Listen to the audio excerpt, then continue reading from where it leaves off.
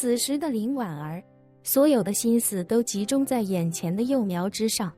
她跪在地上，眼睛一眨不眨地看着那株幼苗，脸上满是激动的神色。而一旁站着的叶晨看着那株翠绿的幼苗，整个人除了懵逼还是懵逼。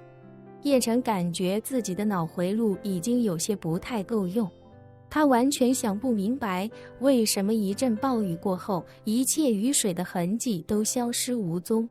曾经接受过的9年义务教育，让他此刻脑海中只有4个字：这不科学，或者是6个字：这他妈不科学。他看着自己浑身上下，伸手从头顶摸到前胸，又从前胸摸到后背，再从后背摸到脚踝，甚至控制不住把鞋脱下来，伸手进鞋里摸了半天。但是手指所摸到的地方都十分干爽，一点也没有被雨淋过的痕迹。林婉儿也是一样。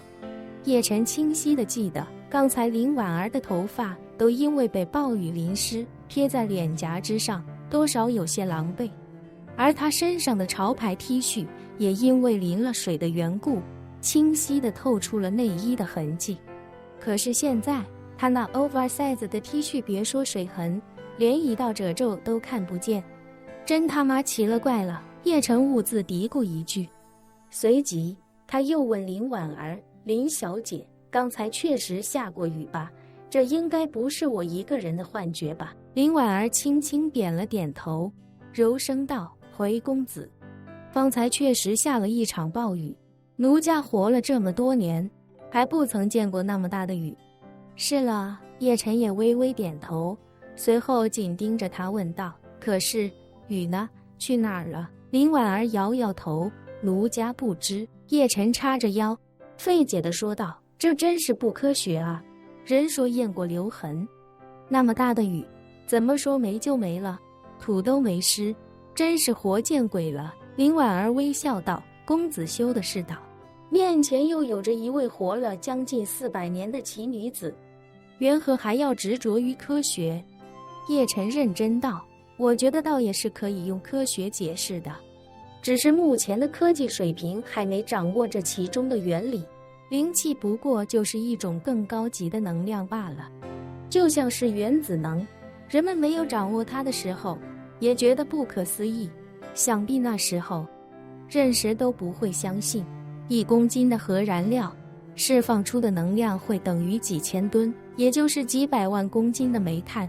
灵气可能就是一种与核燃料相似的无形能量。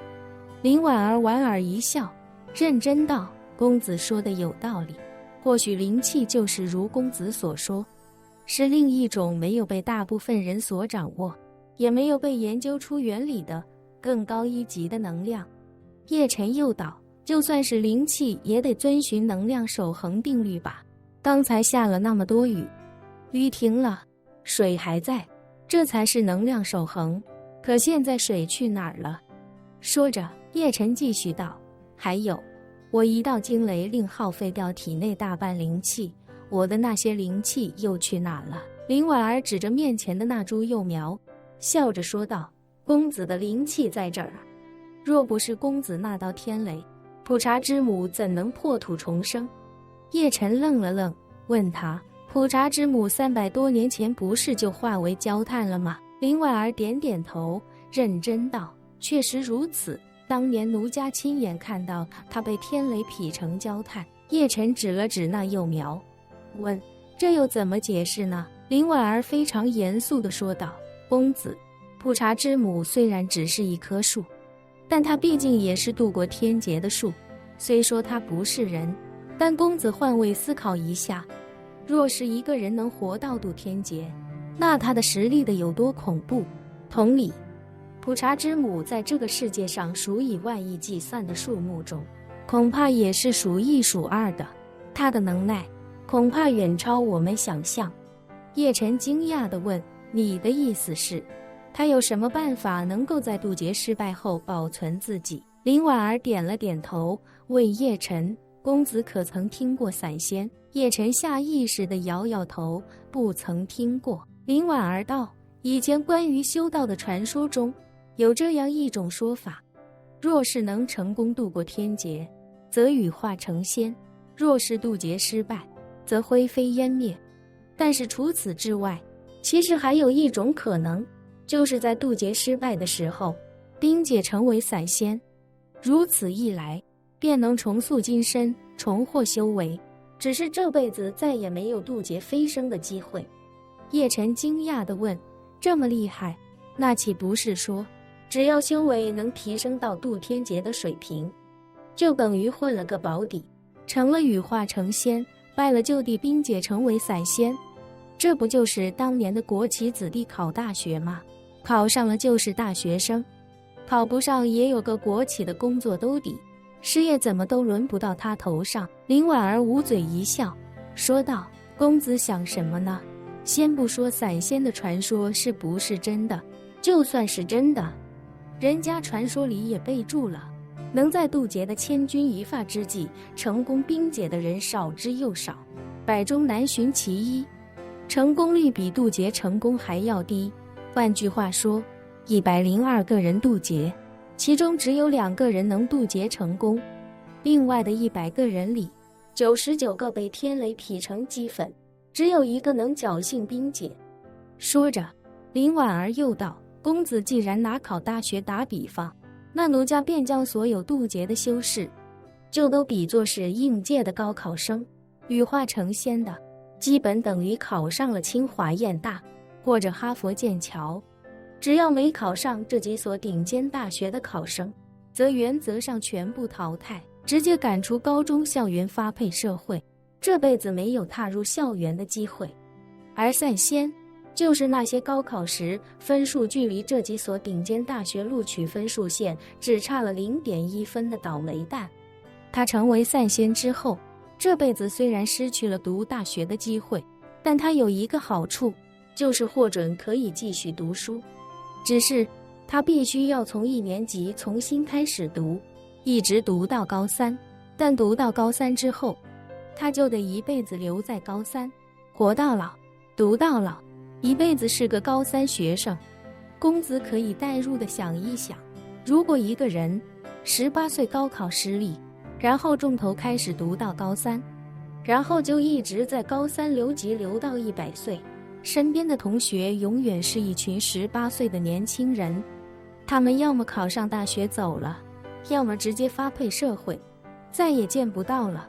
只有他雷打不动地一直留在这里。散仙差不多就是这种感觉。叶晨微微一怔，向林婉儿竖起一个大拇指，感叹道：林小姐果然天资聪慧，让你这么一聊，我基本就明白散仙是个什么玩意儿了。说着，叶晨又看向那株幼苗，问他：林小姐确定这是普茶之母？林婉儿重重点头，确定。她的气息与普茶之母完全一样，加之刚才的诸多巧合，奴家可以断定，这100%就是普茶之母。叶晨微微颔首，喃喃道：如果真是这样，那是不是等于普茶之母成了树中的散仙？林婉儿不假思索地说道：差不多是这个意思吧。只是散仙也只是奴家之前听说的一些传闻，并没有机会求证，所以这一切也只是奴家的推断。叶晨点点头，在他身边蹲了下来，看着那幼苗，入神地嘀咕道：这幼苗看起来平平无奇，没什么了不得的，无非就是茶香味道浓郁了些，可是半点灵气都感觉不到。林婉儿见他存疑，非常笃定地说道：公子，奴家所言句句属实，奴家相信她一定就是普茶之母。叶晨咂了咂嘴，一边兀自点头，一边嘀咕道：还有这么神奇的事儿，真是匪夷所思，闻所未闻。说着，他好奇地问林婉儿：你说他刚才长得那么快，怎么这会儿不长了？林婉儿也一脸茫然，回公子，奴家不知。叶晨单手托着下巴，看着那幼苗感叹：有点意思，真是有点意思。说罢，他闻着那沁人心脾的茶香味道，下意识伸手从幼苗上揪下一片嫩叶，一边往嘴里放，一边嘀咕：“我来尝尝看，这么牛逼的茶树会是什么味道。”林婉儿见他揪掉一片嫩叶，顿时心疼的大喊：“公子万万不可啊！”林婉儿尾音还没说完，叶晨手欠的又快速伸手揪下一片，径直递到他嘴边，认真道：“独乐乐不如众乐乐，你也尝尝。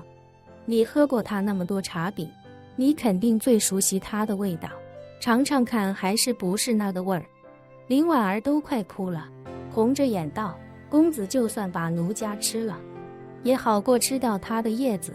他等了300多年，今天才刚破土，一共就那么10几片嫩叶，还被公子揪掉2片，太可怜了。”“没事的。”叶晨认真道，“你看他生命力这么旺盛，揪掉的叶子肯定很快还会长出来，你我就当是替他修修枝丫，人不说嘛，树不修不直。”林婉儿委屈无比地说道：“公子，他刚抽芽出来，怎么也不能这时候就修啊。”叶晨见他眼眶通红，无奈地将2片叶子递到他面前，说道：“你看，我揪都揪了，又不能给他安回去，大不了我只揪这2片，多了就不揪了，这总行了吧？”林婉儿幽怨地叹了口气，有些气鼓鼓地嘟囔道：“那公子自己尝吧，奴家于心不忍。”本期视频结束，欢迎订阅我的频道，这样就不会错过精彩内容。